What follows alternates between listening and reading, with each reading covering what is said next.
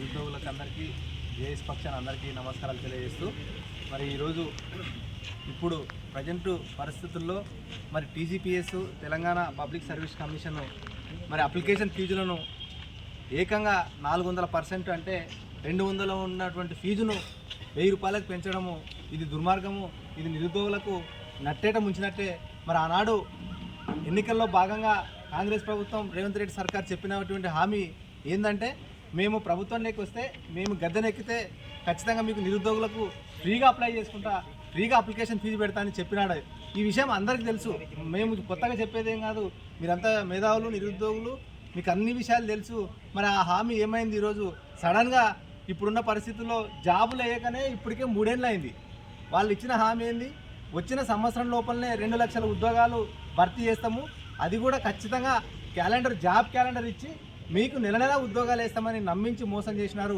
ఆ రోజు అశోక్ నగర్ కానీ, విద్యానగర్ కానీ, చిక్కడపల్లి లైబ్రరీ కానీ మరి వీటన్నిటిలో నిరుద్యోగులతో ఛాయ్ పే చర్చ పెట్టి వాళ్ళ నాయకుడు మరి రాహుల్ గాంధీతో మాట చెప్పించి మరి ఇలా ఏం చేస్తుంది ప్రభుత్వం, రేవంత్ రెడ్డి సర్కార్ మరి నిరుద్యోగులు నట్టేట ముంచుతూ ఉంది. 3 సంవత్సరాలు అయితే కూడా ఇంతవరకు ఉద్యోగాలు వేయలేదు.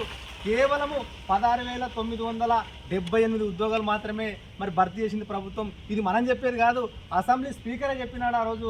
అఫీషియల్గా మనకు ఒక జీవో కూడా ఇచ్చినారు ఈ ప్రభుత్వం ఎంత ఫిల్ చేసింది అనేది. ఎంత సిగ్గుచేటంటే 3 సంవత్సరాలు అయితే కూడా 30,000 ఉద్యోగాలు కూడా నింపని పరిస్థితి ఈ రాష్ట్ర ప్రభుత్వంది.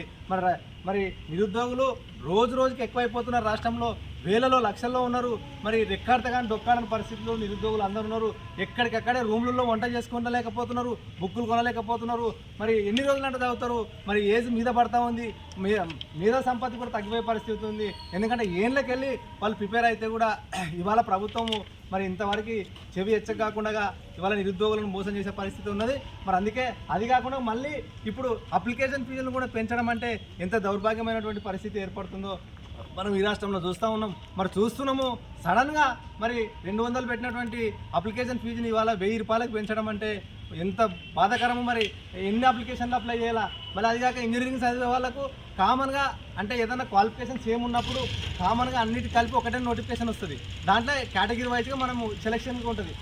ఇప్పుడు అట్లా కాకుండా ప్రతి ఒక్క కేటగిరీ సపరేట్ పెట్టి ఇవాళ ఒకవేళ 5-6 అప్లికేషన్లు ఉంటే 5-6కి కూడా 5-6 వేలు పెట్టి అప్లై చేయాల్సిన పరిస్థితి ఏర్పడింది. మరి ఇవన్నీ నిరుద్యోగులు గమనించాలి. ఈ ప్రభుత్వం ఎటుపోతుంది? మరి ఈ ప్రభుత్వం ఇవాళ రాష్ట్రంలో విద్యా వ్యవస్థ నాశనం, నిరుద్యోగులకు నాశనం, ఇట్లా అనేక రకాలుగా మరి ఇబ్బందులకరంగా ఉన్నది. మరి నిరుద్యోగ భృతి ఇస్తా అని చెప్పింది ఆ రోజు 4,000 రూపాయలు. మీకు అందరికీ తెలిసిన విషయమే.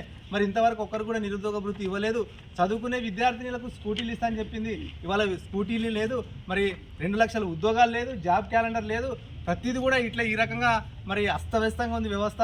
అందుకోసమనే ఈ పెంచినటువంటి అప్లికేషన్ ఫీజులు ఏవైతే ఉన్నాయో ఈ టీజీపీఎస్ తక్షణమే దీన్ని వెనక్కి తీసుకొని కేవలం 200 రూపాయలు మాత్రమే మరి పెట్టి అప్లై చేసుకోవాలి. అది కాక ఒకవేళ ఇంకా మరి ప్రభుత్వానికి, కాంగ్రెస్ ప్రభుత్వం చిత్తశుద్ధి ఉంటే వాళ్ళు ఇచ్చిన హామీ ప్రకారం ఫ్రీగానే అప్లై చేసుకోవాలని ఈ సందర్భంగా తెలియజేస్తూ ఉన్నాం. తక్షణమే పెంచినటువంటి ఫీజులను తగ్గించాలి. లేని పక్షంలో పెద్ద ఎత్తున కూడా రాష్ట్రంలో మరి పోరాటానికి మా బీఆర్ఎస్ తరఫున విద్యార్థుల పక్షాన పోరాటం చేయడానికి సిద్ధంగా ఉందని ఈ సందర్భంగా హెచ్చరిస్తూ డిమాండ్ చేస్తున్నాం.